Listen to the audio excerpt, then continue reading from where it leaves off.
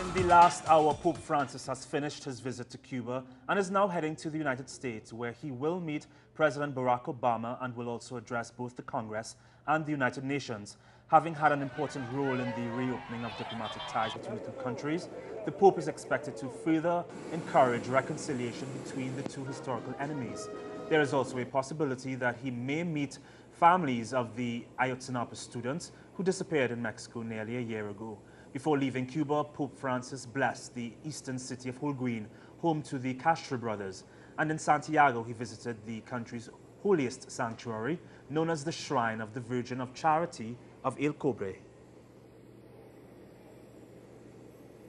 And our correspondent Bianca Perez is in Washington, gauging the mood ahead of the Pope's arrival. We are currently here outside of the White House, where security barriers have been put in place to avoid people getting any closer. This, of course, due to Pope Francis's visit here to the U.S. The Pope is due to arrive today at 4 p.m. He will be arriving at Air Force Base Andrews, where he will be greeted by President Barack Obama, along with the First Lady, Vice President Joe Biden, and his wife.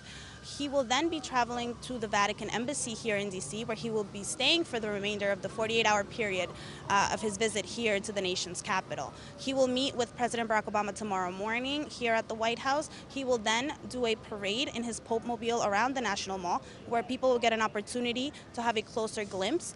He will also then be doing the canonization of Junipero Serra at the Basilica.